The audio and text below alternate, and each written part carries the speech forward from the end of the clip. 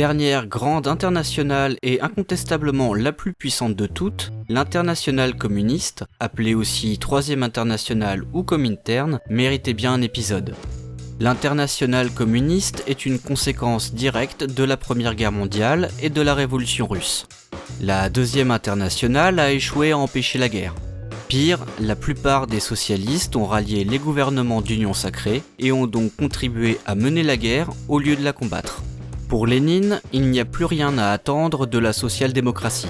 Pour bien marquer la rupture, les bolcheviks se désignent désormais comme communistes en lieu et place de socialistes ou sociodémocrates. Ce qui s'est passé en Russie n'est qu'une étape. La révolution doit se propager. Partout, il faut rompre avec la social-démocratie pour créer des partis authentiquement révolutionnaires sur le modèle bolchevique. Des partis communistes sont appelés à éclore partout dans le monde. En 1919, une conférence internationale se tient à Moscou et proclame la Troisième Internationale, ou Internationale communiste. On la désignera très souvent sous le nom russe abrégé, le Comintern. La fondation du Comintern coïncide avec une vague révolutionnaire qui déferle sur l'Europe. L'Allemagne est en proie à l'agitation révolutionnaire avec notamment l'épisode spartakiste en juillet 1919. Au printemps de la même année, on proclame en Bavière et en Hongrie des éphémères républiques des conseils. L'Italie connaît aussi une série de grèves insurrectionnelles. L'adhésion au Comintern passe par l'acceptation des fameuses 21 conditions. Les partis désirant adhérer à l'internationale communiste doivent adopter la ligne et le modèle bolchevique, tout en expulsant de leur rang les éléments réformistes ou centristes. Ils doivent soutenir sans réserve les républiques soviétiques. De plus, ils doivent obéir à toutes les décisions prises par le Comintern. Ces conditions particulièrement strictes font débat. Lénine les a voulues volontairement clivantes. Pour lui, il faut éloigner de la nouvelle internationale les éléments réformistes ou douteux et n'attirer que des révolutionnaires résolus. De plus, faisant le constat de l'échec des internationales précédentes, il entend faire du Comintern un vrai centre de direction révolutionnaire. Cela implique donc une cohésion idéologique entre les partis membres et une discipline vis-à-vis des décisions prises. Les débuts tonitruants du Comintern ne durent pas. Les révolutions en Europe sont écrasées dans le sang et les soviétiques se retrouvent donc isolés sur la scène européenne pour longtemps. Les conditions strictes d'adhésion n'ont pas non plus suffi à faire de la Troisième Internationale un regroupement parfaitement homogène. Au sein du Comintern, les thèses léninistes sont contestées par l'aile gauche, notamment sur la question du rôle du parti, sur les syndicats ou encore sur la participation aux élections. Lénine qualifie ses adversaires de gauchistes et publiera contre eux la maladie infantile du communisme. À partir de 1922, on peut distinguer grosso modo 3 grandes phases dans la ligne politique du Comintern. La première de ces phases correspond à la ligne du front unique. Adoptée en 1921, cette ligne fait le constat qu'une part importante du prolétariat est restée attachée à la vieille social-démocratie. Les communistes doivent réussir à faire avancer la lutte des classes en entraînant avec eux la partie du prolétariat qui ne s'est pas encore détachée des sociodémocrates. Pour cela, il faut donc constituer des fronts uniques qui rassembleraient toutes les organisations ouvrières autour de combats précis. Le mot d'ordre est « frapper ensemble mais marcher séparément ». En faisant le pari d'être à l'initiative de l'unité pour entraîner les masses dans l'action, les communistes espèrent que la base social-démocrate se détachera des directions réformistes et finira par rejoindre le camp révolutionnaire. En parallèle se met en place à partir de 1924 ce que l'on nommera le processus de bolchevisation.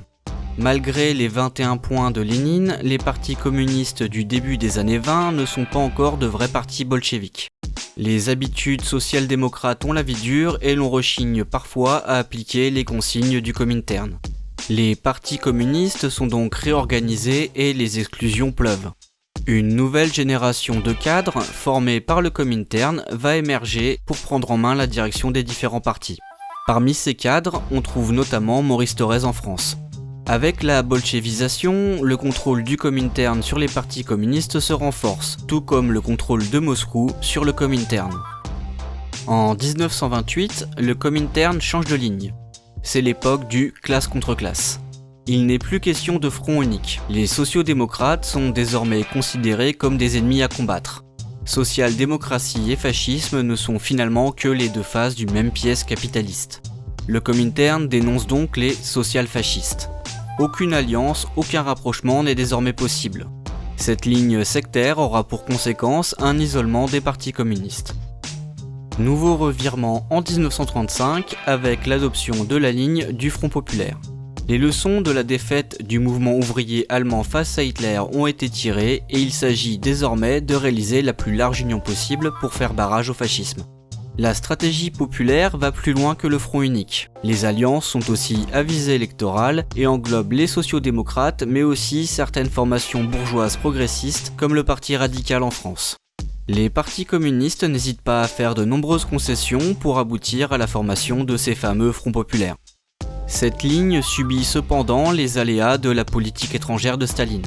En 1939, le pacte germano-soviétique s'accompagne d'un changement provisoire de ligne qui n'est pas sans rappeler l'époque du classe contre classe. Néanmoins, en juin 1941, l'Allemagne nazie envahit l'Union soviétique. Cette attaque est considérée par le Comintern comme une attaque contre l'ensemble du mouvement ouvrier. La nature de la guerre a changé, ce n'est plus une guerre impérialiste, mais une guerre de libération nationale contre le fascisme. Les partis communistes sont appelés à constituer de vastes fronts de libération nationale pour lutter contre l'occupant nazi. Le Comintern en revient finalement à une ligne dans la continuité des fronts populaires. Ce changement de ligne était déjà en germe quelque temps avant l'invasion de l'URSS. Ainsi, dès la fin avril 1941, le Parti communiste français avait reçu la consigne de former le Front national de lutte pour la libération et l'indépendance de la France, souvent abrégé Front national, mais qui n'a rien à voir avec celui qu'on connaît. La Première Guerre mondiale a été fatale à la Deuxième Internationale, la Deuxième Guerre mondiale sera fatale à la Troisième. Le 13 mai 1943, la dissolution du Comintern est annoncée. Officiellement, cette dissolution s'explique par un changement de contexte. L'Internationale communiste avait pour tâche historique de former des partis communistes, son rôle est maintenant périmé. Elle ne répond plus aux exigences des partis communistes désormais puissants qui jouent un rôle actif dans les luttes de libération nationale et sont donc les plus à même de déterminer leur propre ligne politique. Officieusement, les raisons sont plus complexes.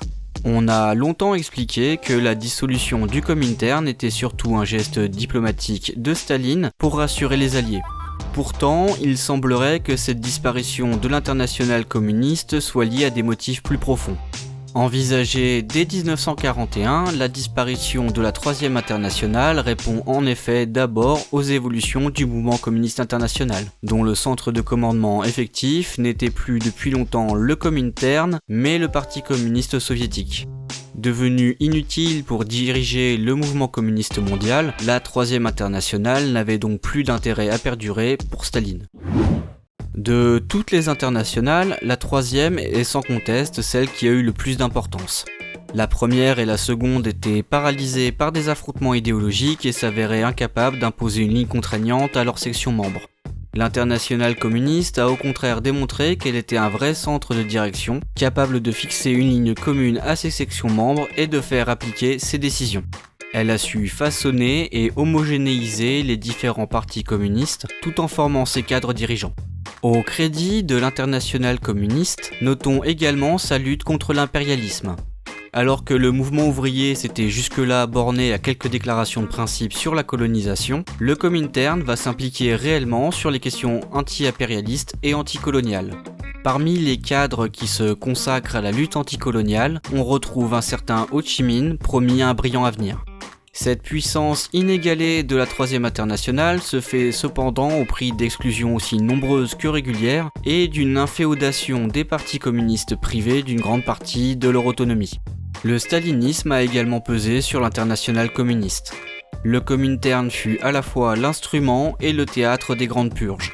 Il fut aussi contraint de suivre les nombreux revirements, parfois plus que douteux, de la politique stalinienne. Cette docilité n'empêchera pas Staline d'enterrer le Comintern comme un ingrat en 1943.